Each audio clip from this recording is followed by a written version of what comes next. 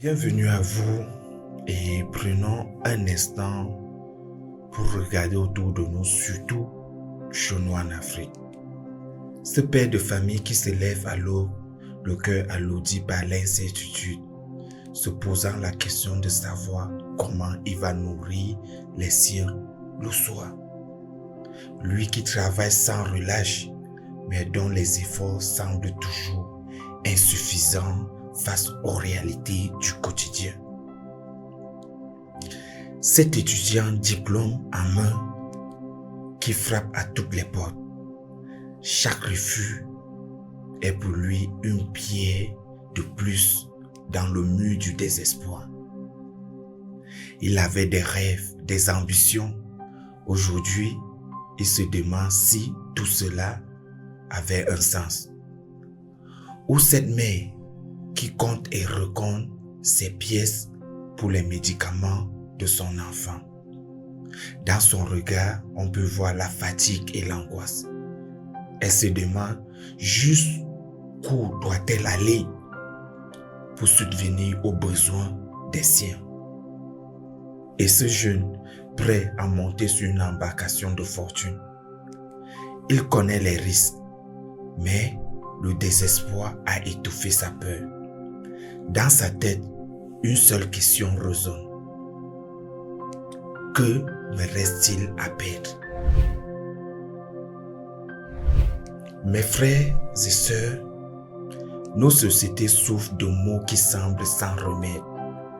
La corruption ronge nos institutions comme un mal silencieux.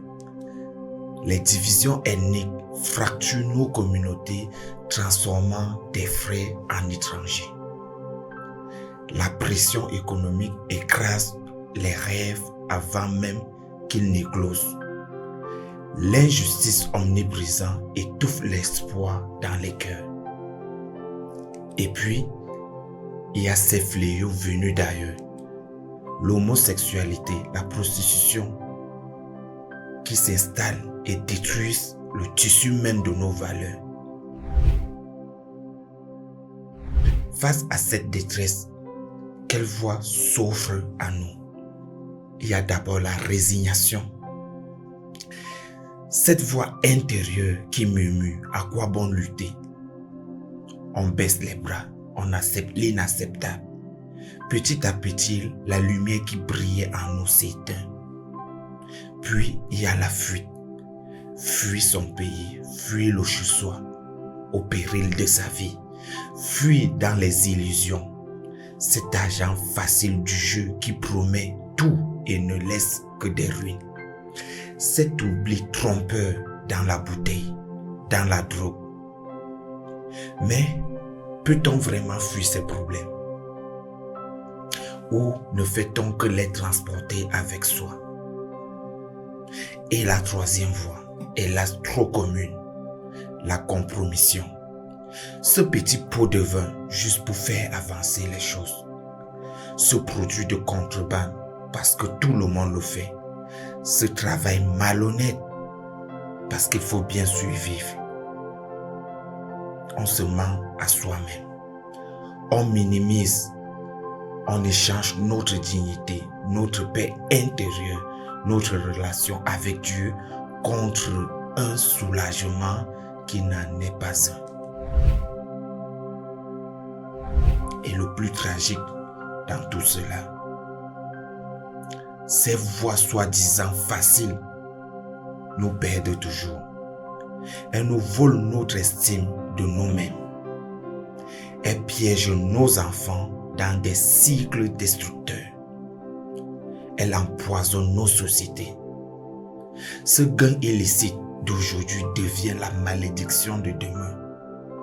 Cette solution rapide creuse un gouffre encore plus profond. Nous tournons en rond dans une prison dont nous avons forgé les barreaux. Mais, et s'il existait une autre voie? Une voie qui ne fuit pas, mais qui fait face avec courage et dignité. Une voie qui ne se compromet pas, mais qui purifie. une voix qui ne résigne pas, mais qui transforme radicalement.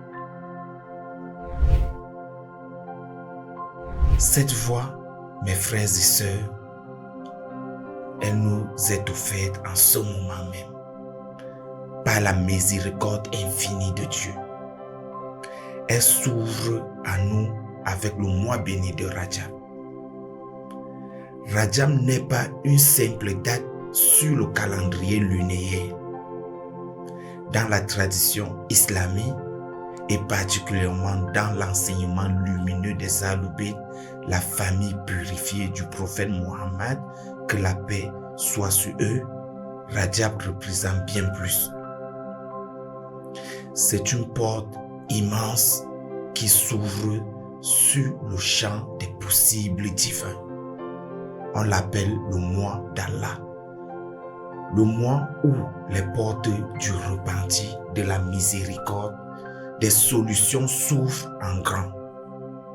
Allah ne nous invite pas seulement à lui demander de changer nos circonstances. Il nous invite à nous transformer nous-mêmes pour devenir capables de changer nos circonstances. Voyez-vous, l'islam n'est pas une religion de passivité. C'est un plan d'action divin pour la libération dans cette vie et dans l'au-delà. Et Rajab, c'est comme un champ d'entraînement spirituel qui nous prépare à mettre ce plan en œuvre. Oui, nos difficultés sont réelles. La corruption l'est, la pauvreté l'est, l'injustice l'est. Mais la solution ne viendra jamais en adoptant les méthodes du problème. Elle viendra en nous armant d'outils d'une autre nature. La pureté d'intention, la droiture inébranlable, la patience active, une confiance totale en celui-là qui détient les clés de toutes les provisions. Dans l'islam, et particulièrement dans les enseignements de la famille purifiée du messager d'Allah, que la paix soit sur lui, vous allez trouver un véritable kit de suivi et de victoire pour affronter chaque défi que la vie de ce bas monde vous lance. Découvrez comment la purification du cœur désarme la corruption, comment la confiance en Allah dissout l'anxiété du lendemain, comment la recherche du licite reconstruit une économie bénie, comment l'unité autour des valeurs divines transcende les divisions ethniques. Rajab n'est pas une évasion, c'est la délivrance véritable. Ce n'est pas la prière désespérée de celui qui a abandonné, c'est la stratégie du croyant qui s'élève pour changer son monde. Alors accrochez-vous, la voie est là, devant vous. Elle demande du courage, oui. Elle demande de la constance, c'est vrai. Mais elle mène à la seule vraie liberté, celle de l'âme, celle du cœur, celle qui ne peut jamais vous être arrachée. Mes frères et sœurs, bienvenue dans Rajab, le chemin de la délivrance. Qu'Allah vous garde et vous fasse profiter des miséricordes de ce mois béni. Inch'Allah, à la prochaine.